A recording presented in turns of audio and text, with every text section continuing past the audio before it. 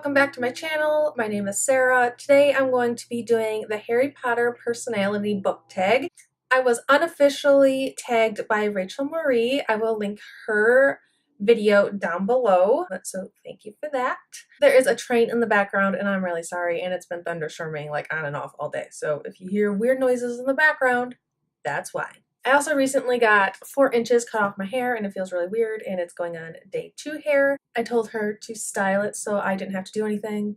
I honestly haven't even brushed it today, so just what I like.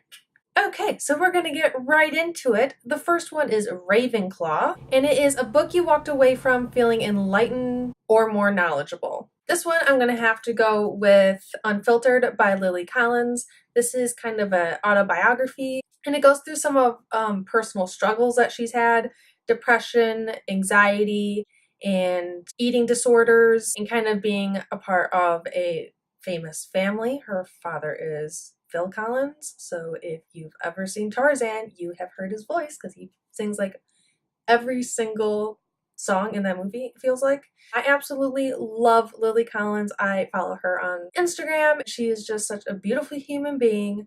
I bought her book right when it came out. Here it is. It's beautiful.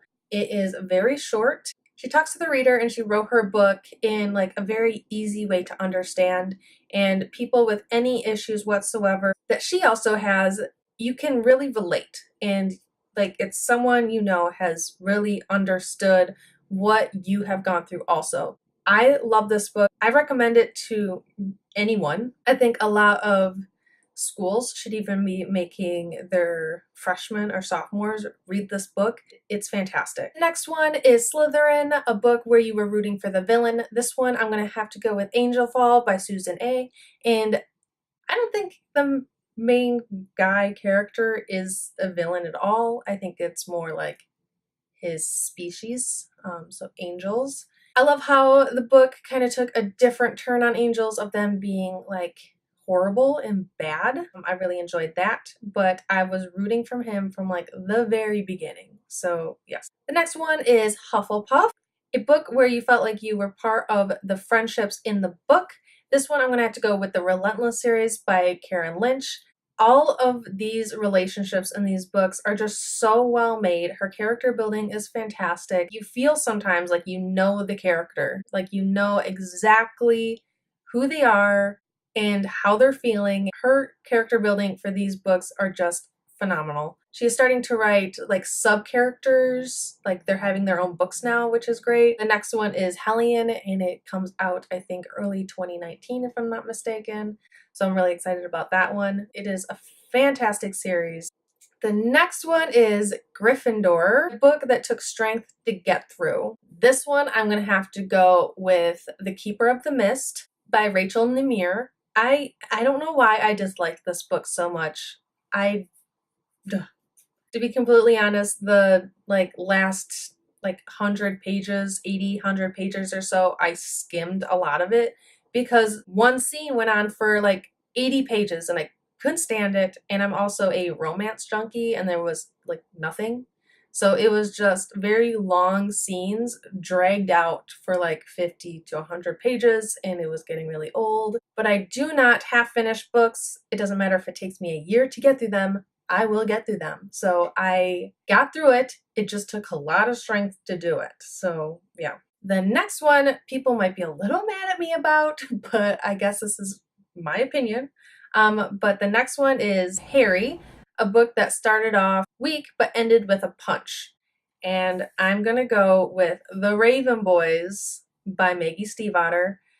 And don't get me wrong, I absolutely love this book. I'm going to be reading all of them, but I just finished it a couple days ago, and I hate that it took like 100 pages for the 2 main characters to actually meet. I was starting to get bored. Like all I wanted was them to like meet face to face. Like that would have been nice. I thought it started out a little weak, but it ended on such a cliffhanger. So amazing. I literally can't wait to get the next book. But yes, I'm going to be reading all of them, and I do love this book. It did end with a punch. I just felt like it started off really slow and weak. So this is my Harry book.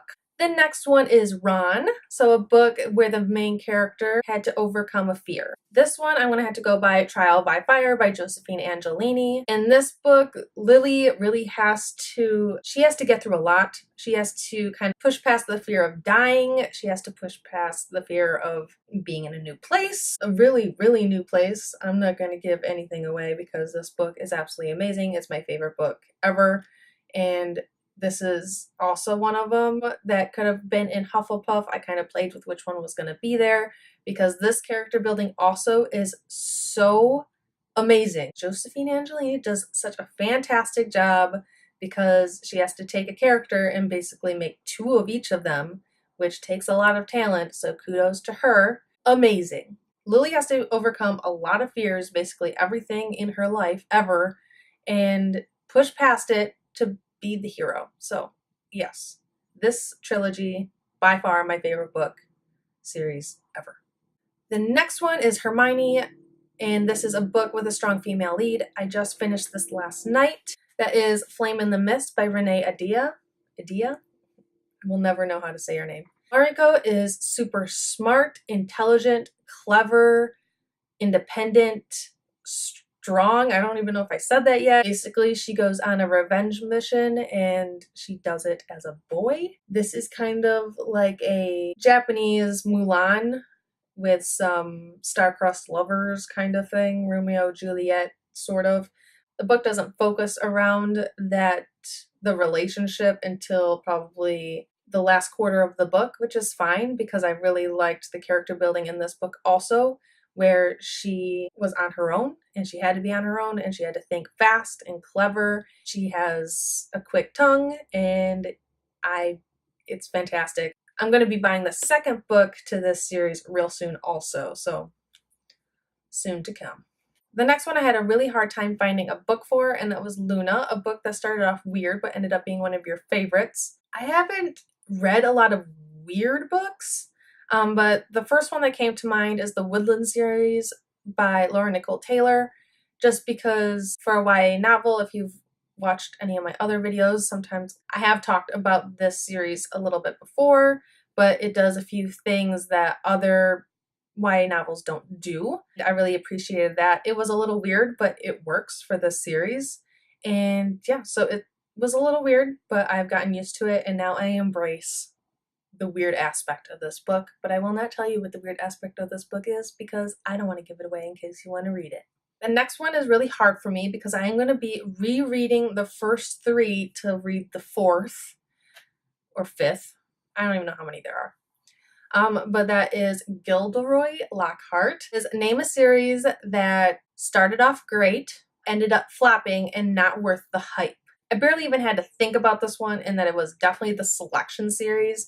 The first three books I absolutely love, and then it gets into the main character, America's daughter, so it kind of goes on to the next generation for the next books, and I don't like the second half of this series or sub-series. Hate is a very strong word, and I don't quite hate it. I just strongly dislike it. So I have The Crown by Keira Cass. I need to reread the rest of the Selection series again to even get through that book, even though it's really small, because I started chapters like 2 and 3 and I can't. So I'm hoping rereading the series will kind of get me newly into it so I can finish that book. Because like I said just a couple questions ago, I have this thing where I have to finish books. So sometimes I have to reread the beginning of series to help myself finish. And the last one is Snape, a book where you thought the main character was an antagonist, but ended up being helpful. This one I also had a lot of trouble with, so I'm kind of taking an artistic view on this one. And I'm going with Carve the Mark by Veronica Roth. The way I look at this one is the main character isn't necessarily the antagonist, like she is, but her brother uses her as a weapon. She doesn't like it, but she does it. In that aspect, I feel like she's the antagonist. She's also very helpful in the end because I think technically she is the hero. I need to read the second, and I don't even know if the third book is out yet, but I read this one when it first came out, and I'm going to reread it before I go on because it's been so long. I think it was just last year, but it feels like years ago. Like, I don't remember a lot about this book. I just remember liking it. So, yeah. So I'm going to be rereading this real soon, so you'll probably see this on a TBR relatively soon. So this is my artistically answered question for Snape. So I will link all of these books down below, and I just want to thank Rachael again for unofficially tagging me on Twitter for this tag. I had a lot of fun doing it, so I hope you subscribe, like my video down below, comment. I love having friends now. Thank you for watching. Bye! Get me up and get me out. Running in the city with a brand new sound. They got it figured out.